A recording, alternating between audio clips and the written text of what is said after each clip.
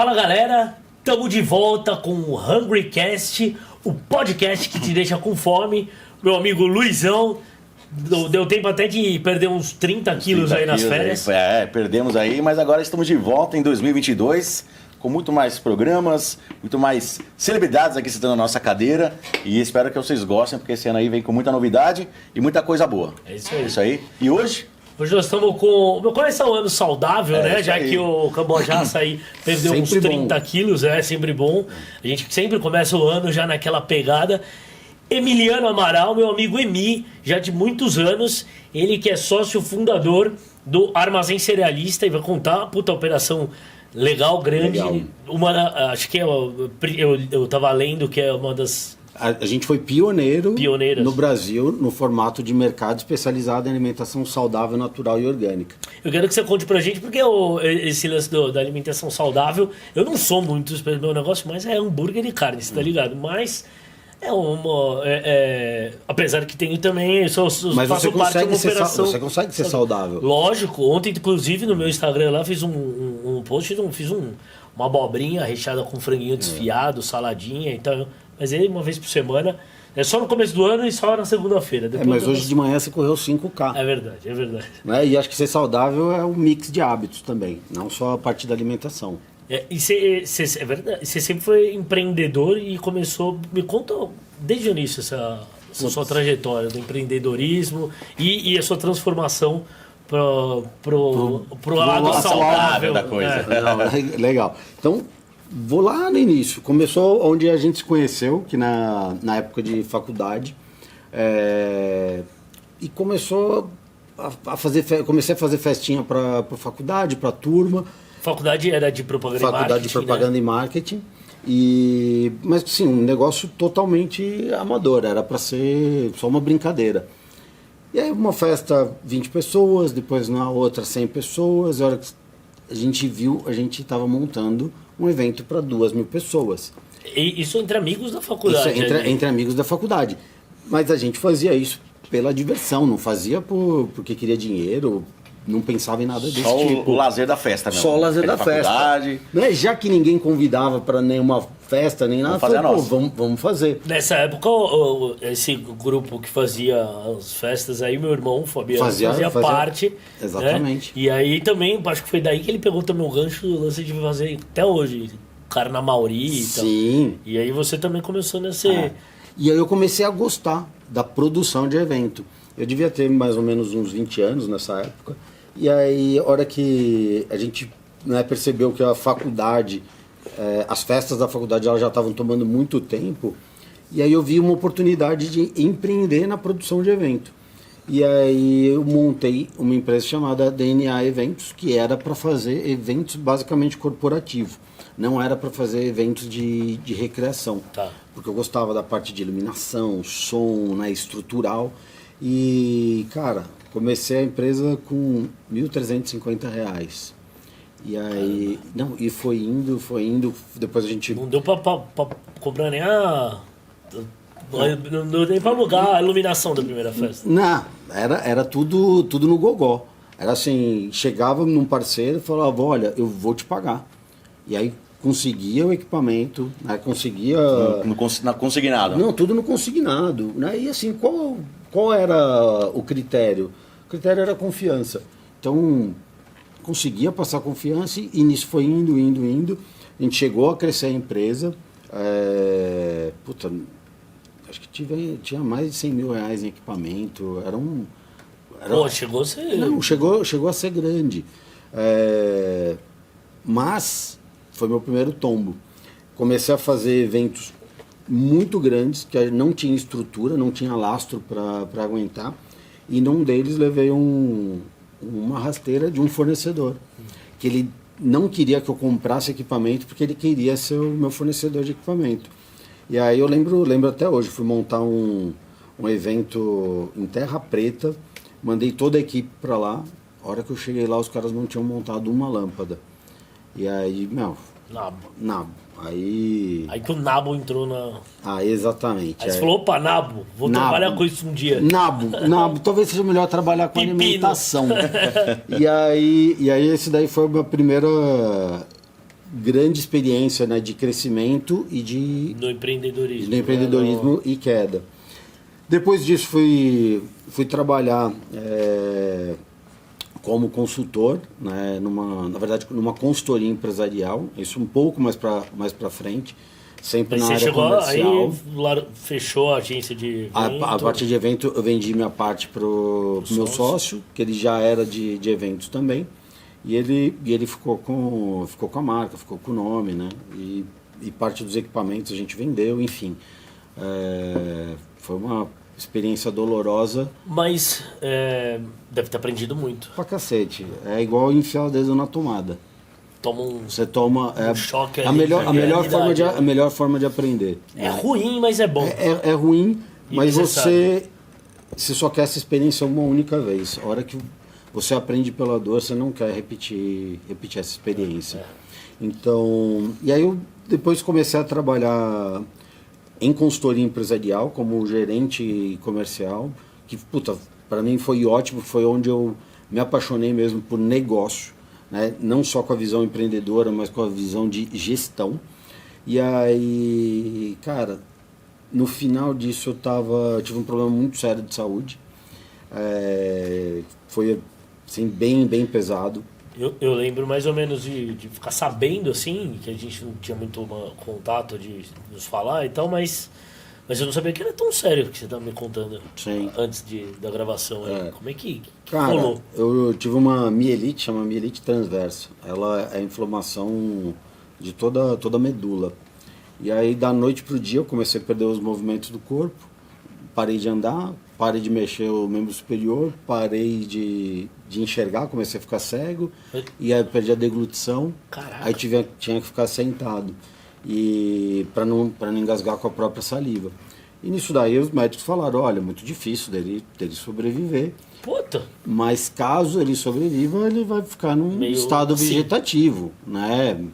Talvez... E consciência você tinha? Eu tinha consciência. O único sentido que eu tinha era a audição. Era a única coisa. Então eu tava na UTI. As coisas. Tava na UTI, eu conseguia ver vultos ainda e eu escutava as coisas, né? Então, escutava conversa de médico, enfermeira no corredor, né? Então... Que deve ser, às vezes, você fica, né, ouvindo os caras falar, esse cara aí tá... Não, assim, ao ponto foi quando não pode ter visita, né? Não pode ter gente na UTI. E aí, de repente, colocaram uma cadeira para minha mãe. Putz, eu falei... Aí você pronto, já era, veio despedir. Eu falei, que legal, para eles fazerem isso é que... Tá ruim a situação. É que tá ruim a situação. Daí eu falei, porra, eu preciso mudar isso daqui. E sabe, eu sempre acreditei, falei, não existe a menor possibilidade de não sair dessa situação. Né? Não existe a menor possibilidade. E eu vou voltar a andar. E não tem nada que me diga o contrário. E aí foi o que aconteceu. Depois de, sei lá, um mês internado, depois saí, comecei... Então, um mês você ficou nessa... Um mês. E assim, até hoje os médicos não entendem, né, o que aconteceu. E de estar aqui andando, tipo, vida normal, eu tenho muita fé. Eu acredito Mas em Deus. Só, você voltou... Começou a melhorar e saiu do hospital? Como é que foi? Aí eu saí... Rapidinho isso. Cara, eu saí do hospital depois de mais ou menos uns 2-3 meses eu consegui voltar a trabalhar. Mas, por exemplo, eu ia acho que era de bengala ou de andador, acho que de andador. Mas porque eu queria. Falava, não tinha... Ainda estava um pouco preso, tive que fazer bastante fono. E acho que foi até bom, viu? Porque eu falava pra cacete, né? Então eu acho que deu uma freada. E aí eu voltei a trabalhar na consultoria. Tá. E aí nisso eu já tinha visto que não estava mais fazendo sentido.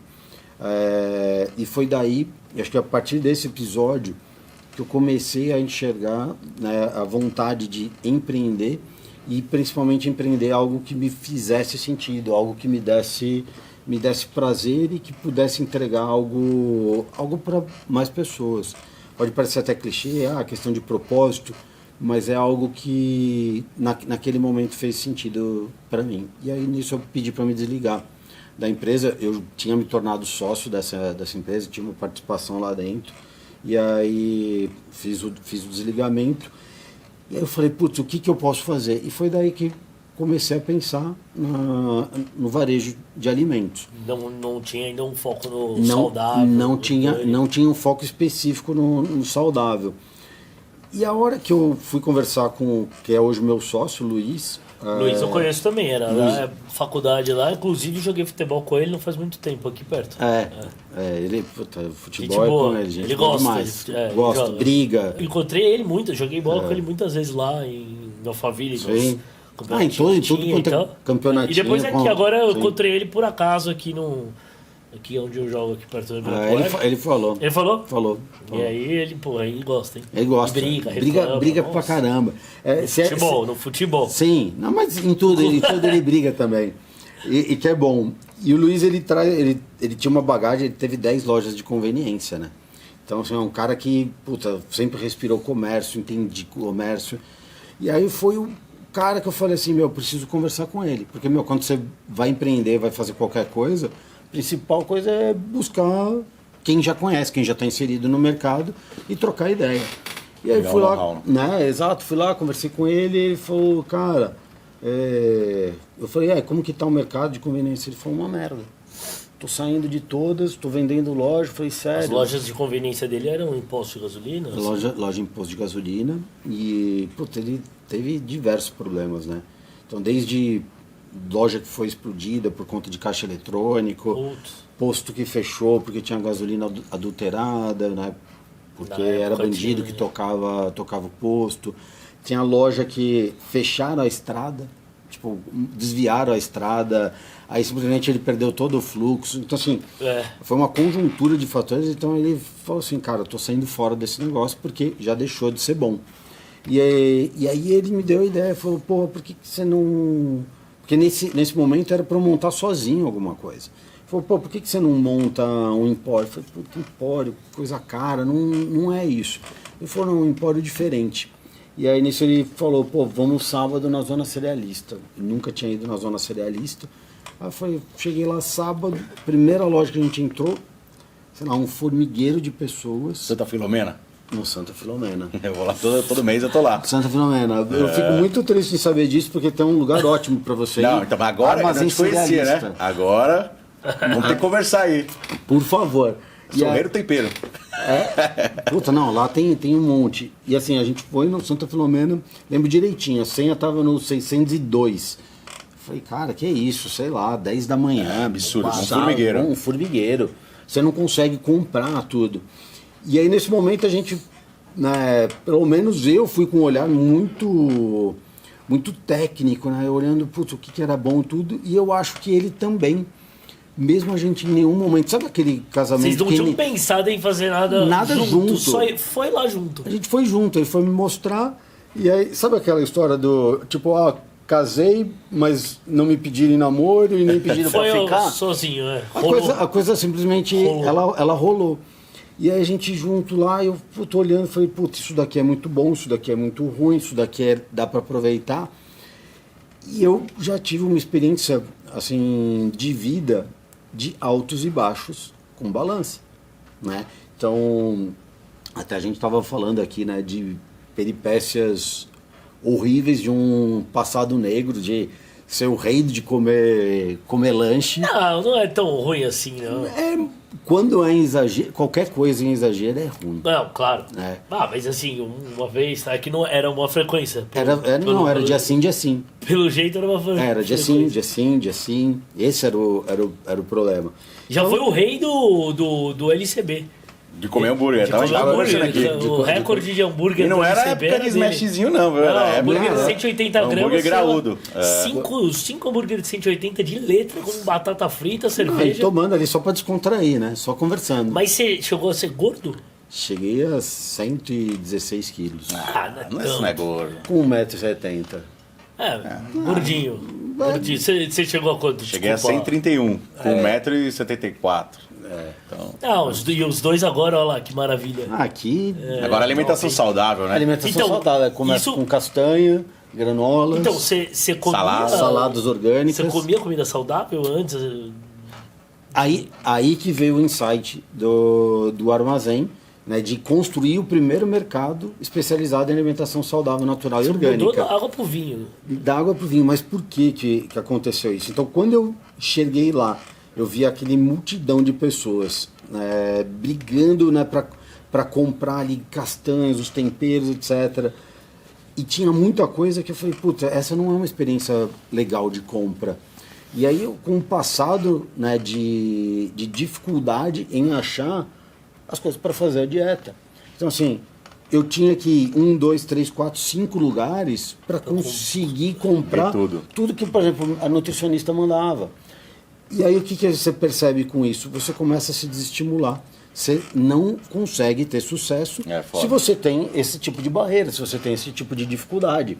E aí eu falei assim, putz, legal essa parte do granel, mas e o resto? Né, para eu me abastecer com o mercado? Que daí tem toda a parte dos industrializados. Só que não só os industrializados, que a gente chama, né, de pseudo-saudável, que tem ali um rótulo de... macarrão sem glúten, aquele arroz não sei o quê, aquelas coisas mais... Exatamente, era difícil achar. Então eu achava, por exemplo, ia numa loja específica, ia no Mundo Verde, ia numa outra loja, mas uma não tinha, outra tinha. Então você tinha que ficar pulando de loja em loja, você tinha que ir em supermercado. Não tinha facilidade. Nada facilidade. E aí, por exemplo, queria comer orgânico, hortifruti orgânico.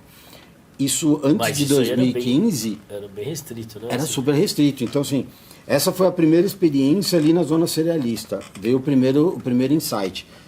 Aí eu comecei a pesquisar esse mercado, né? E eu falei, deixa eu visitar as feiras de orgânico. Cara, o dia que eu fui na Feira da Água Branca, num sábado de manhã também, eu vi 2 senhoras se degladiando por conta de um pé de alface. Eu falei, pelo amor de Deus, tem mercado, né? Então, assim, se existe tanta demanda e as pessoas estão nessa desesperadas para consumir, eu vi elas brigando ali pelo um pé de alface. Falei, poxa, por que a gente não mistura as melhores partes de cada um? Então, a gente pegou o melhor da parte de granel, da zona cerealista, o melhor dos industrializados realmente saudáveis e a feira... Exatamente, o hortifruti 100% orgânico, disponível de segunda a segunda, mas e com variedade. Para isso aí nessa época, como é que era? Puta, foi um puta desafio, né? Aí teve que garimpar, né? Para achar os fornecedores perto de São Paulo, que seria orgânico. Hoje, eu falo que, é chupeta no mel, é mamata fazer. Era assim, uma paredinha... Nada, você via lá, tinha 3 pés de alface, 2 chuchu... um tomate... era difícil achar. E aí, a hora que a gente... Em supermercados mais específicos, só ver, tipo... Não, eram mercados melhores, né? Era difícil. Pequenas vendas mesmo, que é raro, assim. Tinha uma vendinha na Vila Olímpia que era, cara, pequenininha, que você via que, sei lá, era 5 alface, não sei o quê. E era normalmente, assim, de terça-feira, isso, tinha uns dias. Exatamente, ele tinha dias e horas, né?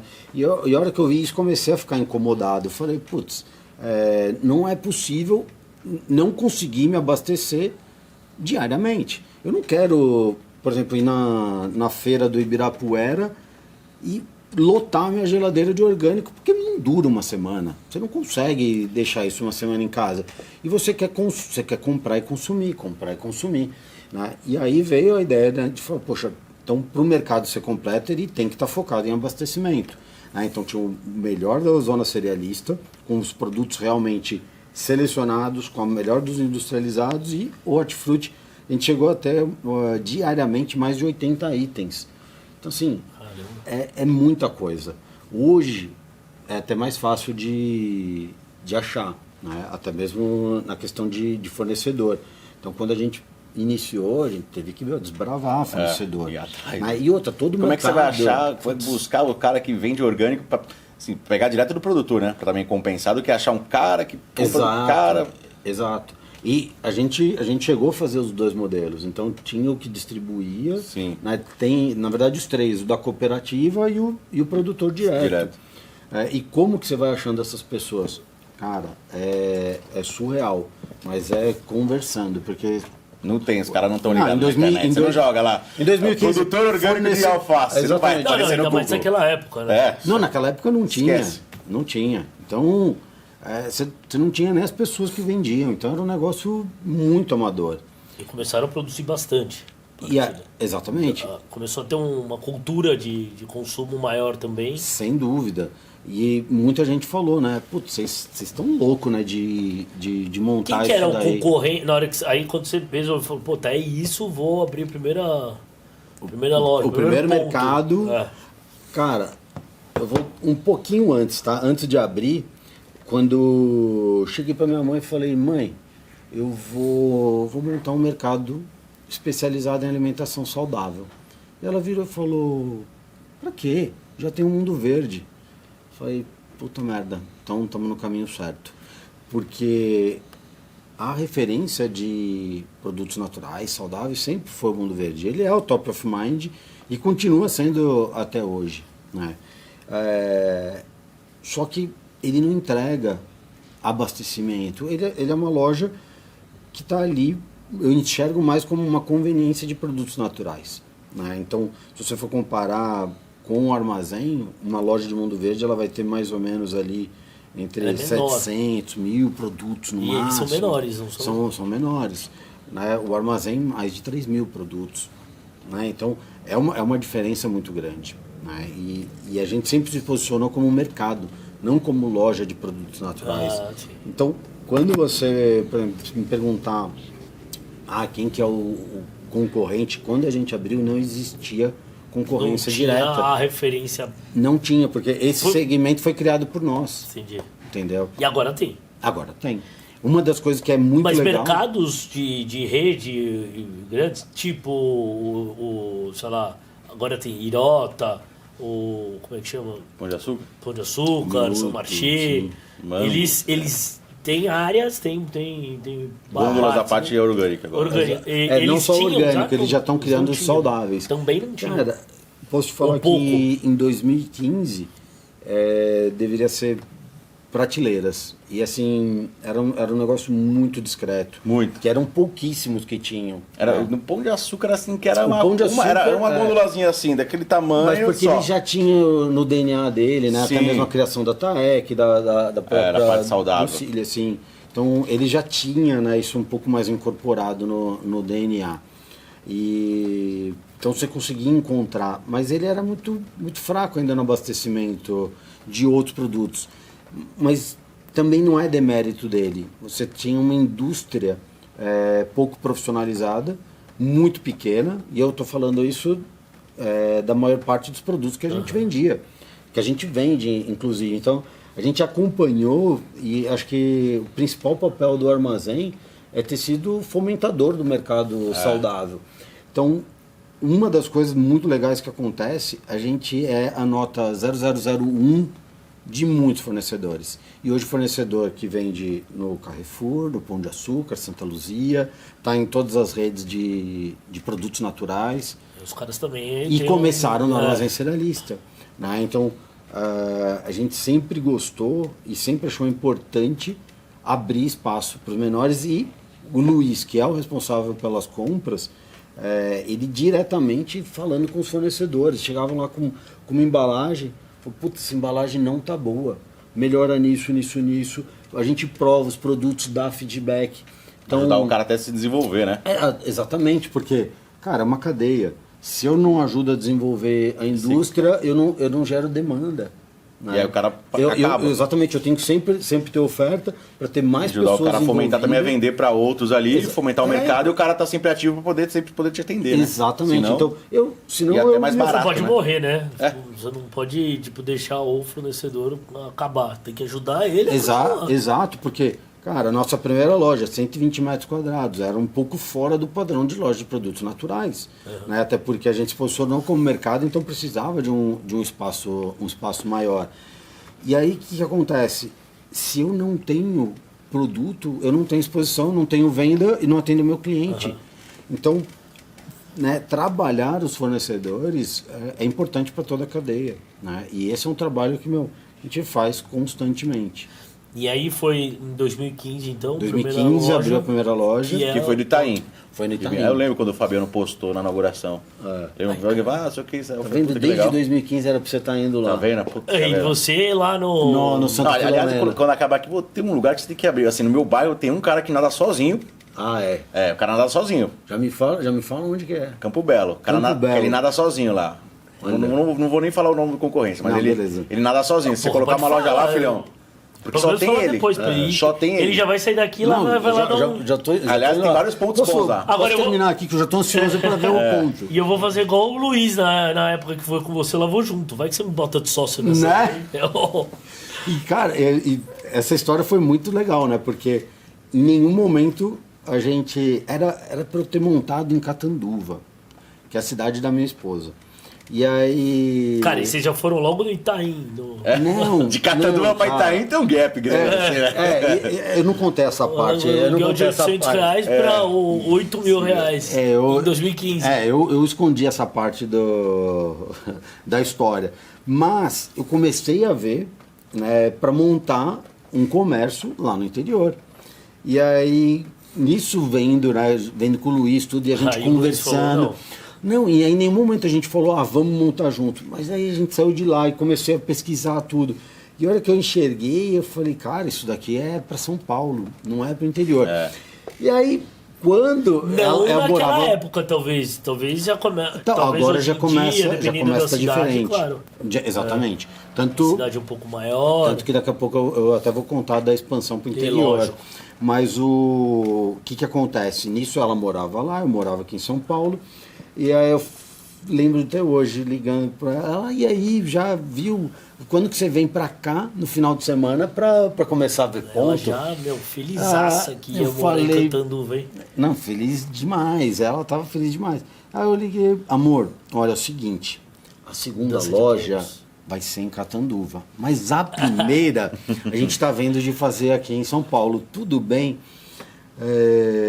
Eu não vou falar a resposta dela, mas não foi tão Sinto saudades dela. Sinto saudades até hoje. Um beijo, meu amor.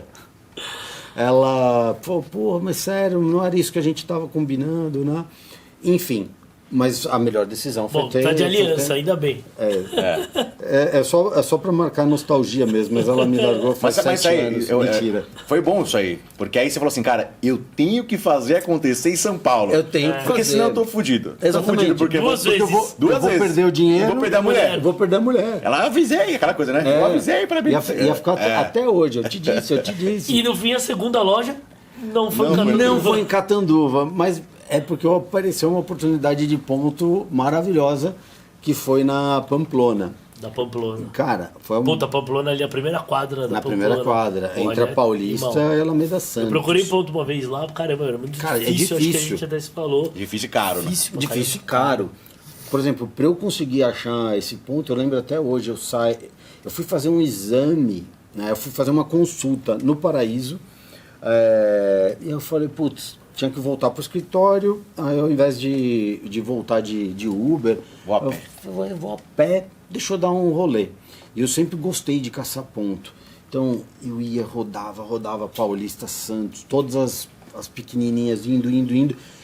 Só que você não via placa de aluga-se, né? Principalmente nos grandes pontos. Era tudo assim, você tem que ter conhecimento, você tem que conhecer corretores de imóveis, né? E a gente ainda não tinha toda essa expertise.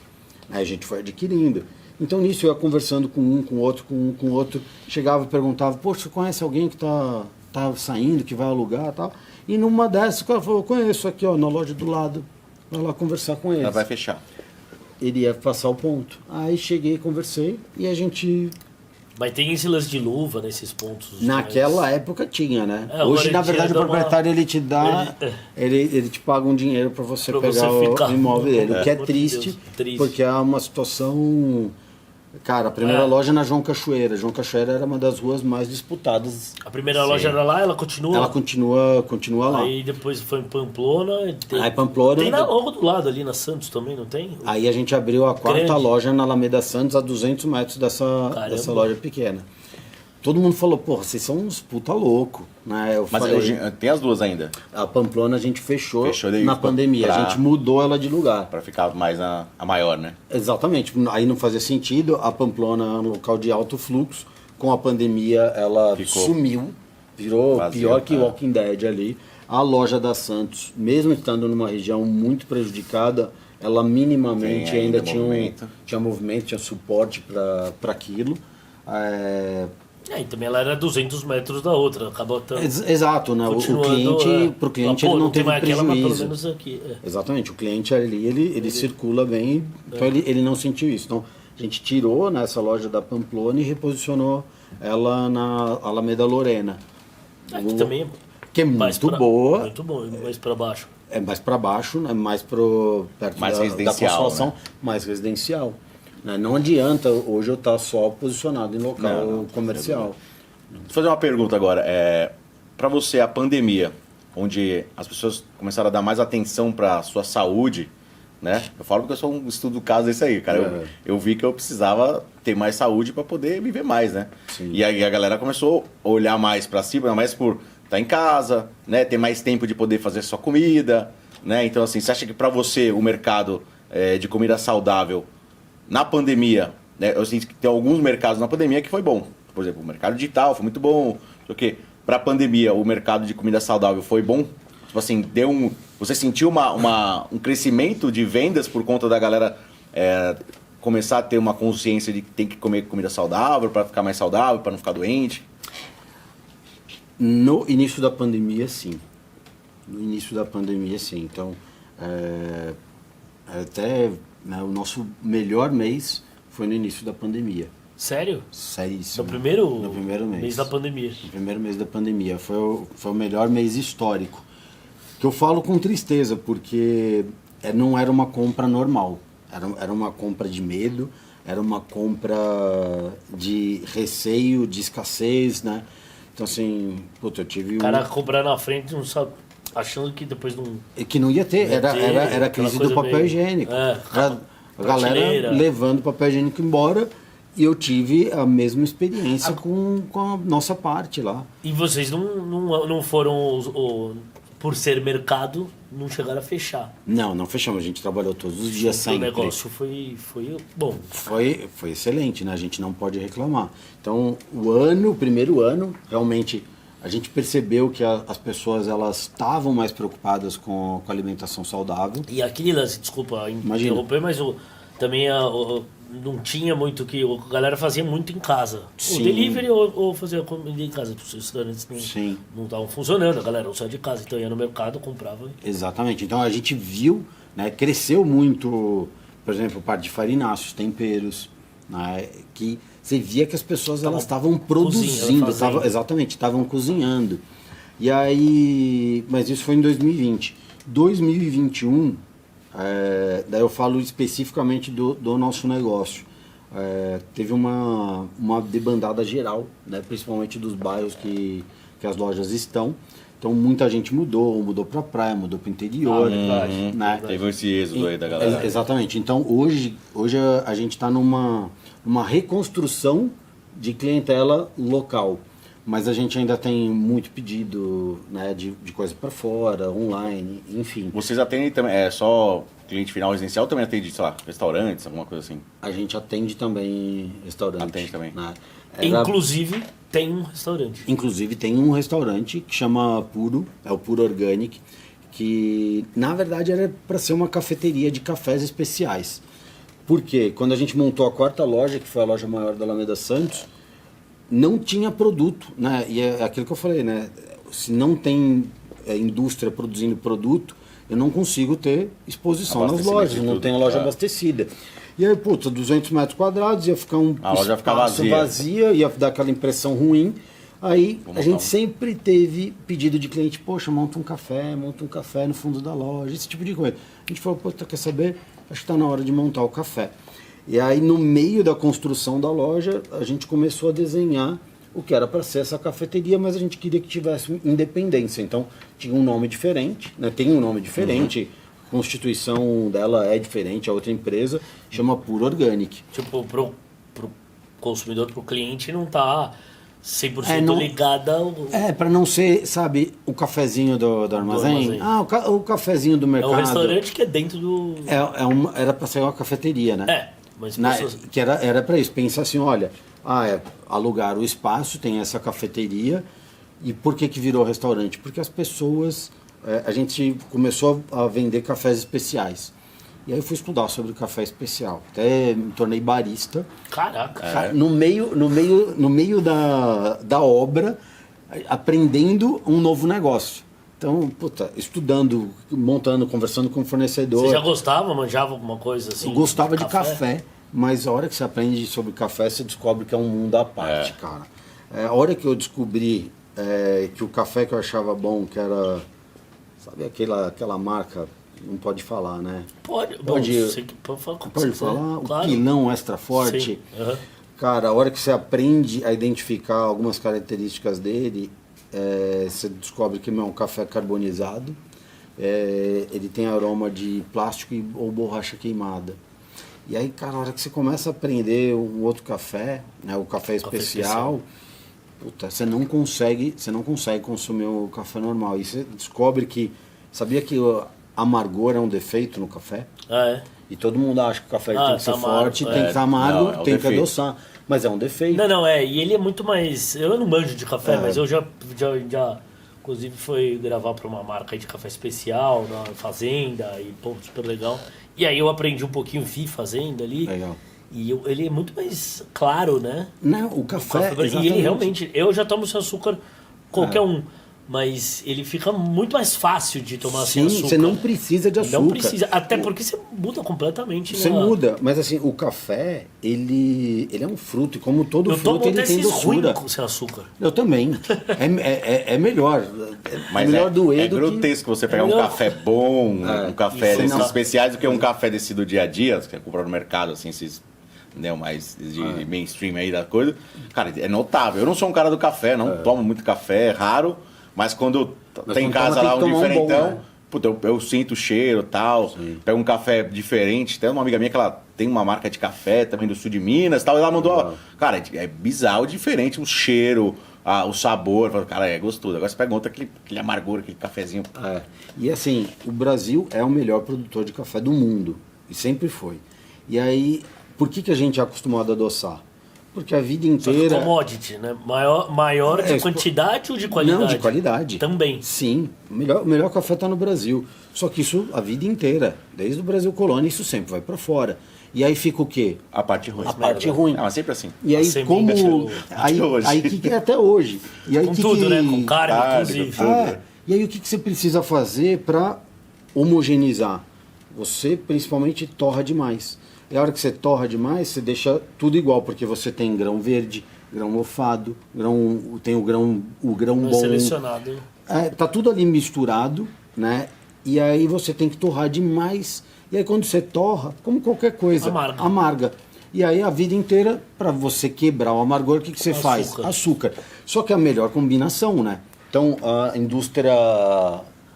açucareira, cara, torra mais esse café, torra mais esse café, porque eu preciso que a população cada vez consuma mais açúcar. Óbvio que eles não vivem só desse tipo de venda de açúcar, mas a hora que você coloca isso em escala cultural, claro. É monstruoso, né? É monstruoso. E aí, a hora que eu fui aprender sobre o café e descobri que o café tradicional e extra forte, ele tem 20% de permissão de não café.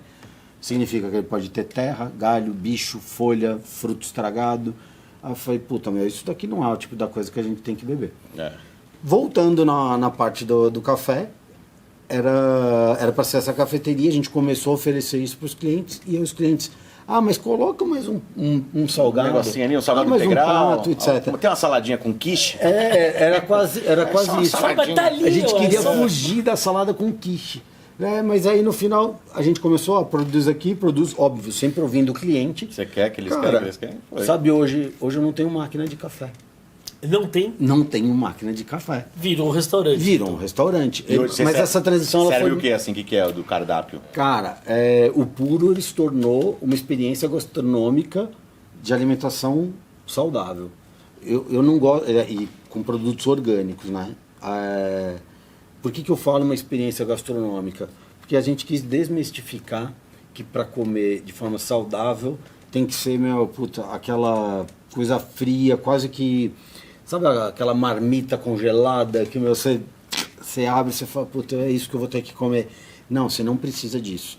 Então, você pode comer com muito sabor, com uma identidade né, apetitosa, porque você também come com os olhos, e numa experiência agradável, né? Então, o Puro começou com 20 lugares, era para ser realmente uma cafeteria.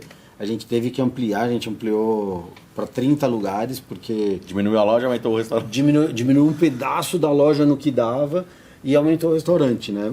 Qual que foi o ponto ruim disso, né? Essa ampliação aconteceu aí, a hora que estava para fazer, veio a pandemia. Né? Então, assim, antes a gente tinha clientes que comiam em pé. Puta, eu tenho foto disso, é até vergonhoso falar, mas o cliente com um pratinho de bolo em cima do freezer, do armazém, com a xicrinha aqui comendo e batendo papo e conversando no restaurante mas lotado. uma experiência de, pô, o cara sabe que, bom, tá cheio. Não, tá cheio, tá legal. Pô, tá legal, é. Mas, pô, eu sempre tomei muito cuidado com o cliente, né? E eu falei, puta, meu, isso não é o bom para eles, né? Não é isso que eu quero que eles vivenciem, né? E daí a gente foi fazer a ampliação. Na verdade, a gente tava para montar um restaurante fora, né? Só o Puro mesmo. E aí aconteceu da gente já estar negociando ponto. Ia ser na Mário Ferraz, e aí a gente teve uma viagem para os Estados Unidos, eu e o Luiz, para ir numa feira, que é a principal feira do mercado de saudáveis, que chama Expo West. E aí, no dia que ia até a feira, né, boom, Pandemia. lockdown no planeta, e a gente lá nos Estados Unidos falou, puta, e agora? Falei, vamos embora pro aeroporto, vamos sair correndo. Senão eu vou ficar aqui. E aí quando a gente... O Puro é de... Ele já existia. De 2019, então. 2000, acho que foi 2018 que ele abriu. E aí agora, então, hoje em dia, pensando em expansão tanto do mercado quanto do restaurante, qual que é a O próximo expectativa? passo do restaurante não tem perspectiva para agora.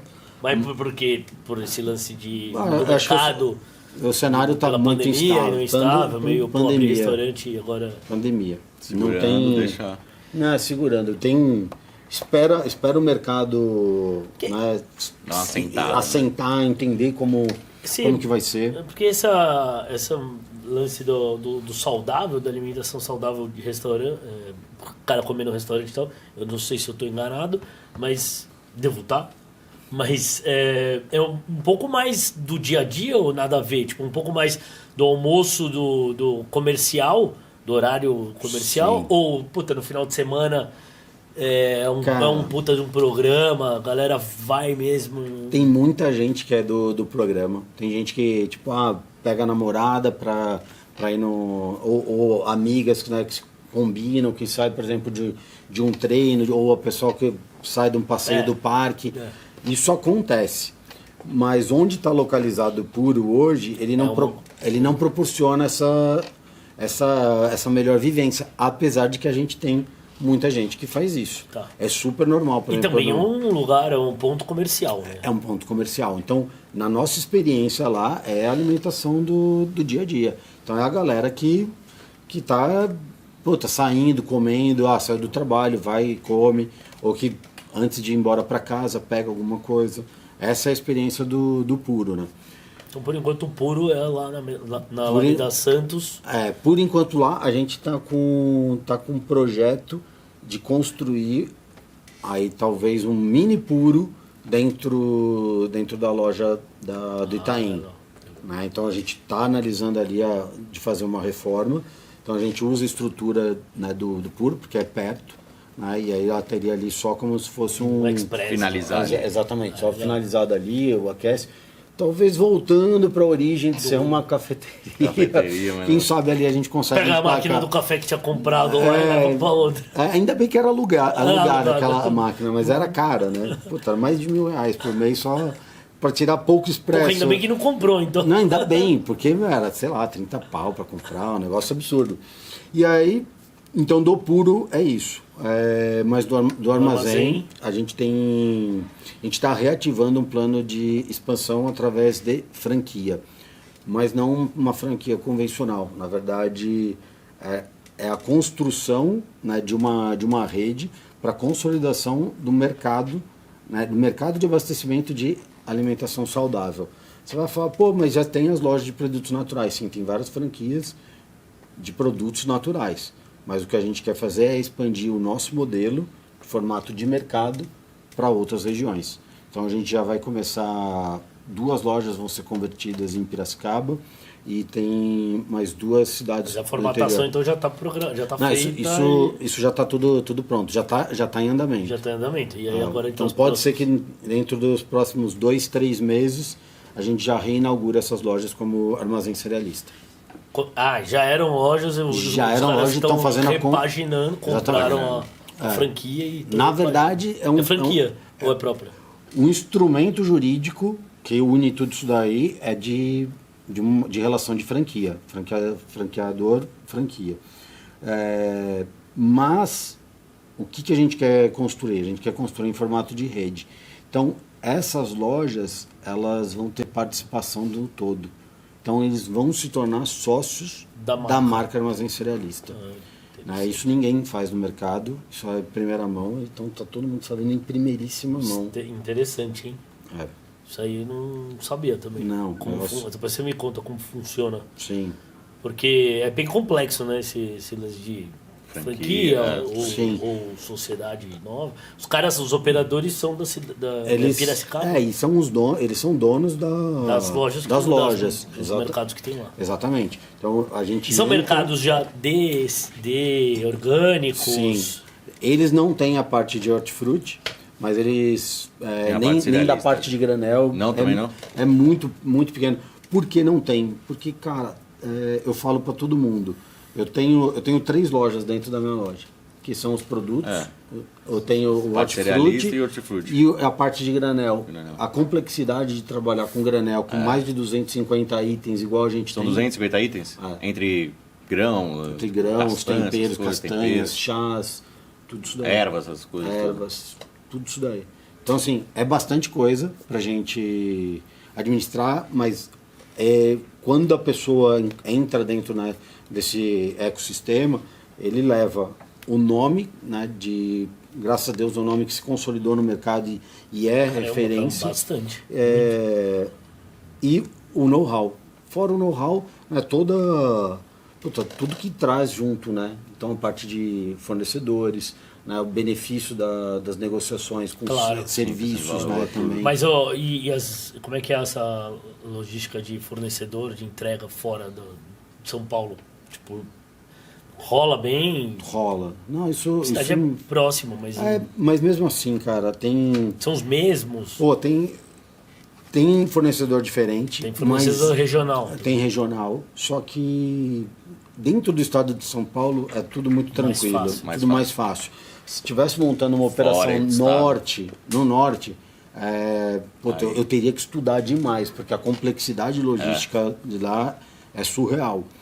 Por exemplo, para a gente mandar um produto do nosso e-commerce para lá, cara, às vezes é R$150. Só o frete. Só o frete. É um negócio que inviabiliza, né? Então... ou sei lá, não sei se rolaria nesse formato ter fornecedor regional nos mesmos padrões, talvez. Só que tem que ir lá, aí a gente faz cancelar o cara, ver se o cara consegue. É que assim, tem tanto espaço para crescer aqui dentro ainda para explorar. Não, em quantas cidades em São Paulo? Sim, vai Campinas, vai Jundiaí, exatamente, tudo mais Ribeirão perto Preto. aqui. Campinas, exatamente. A gente já até conversou, né, já com o pessoal, mas é uma cidade que tem espaço para tanto lojas próprias quanto nesse formato. Exatamente. Ribeirão Preto legal demais, outra cidade.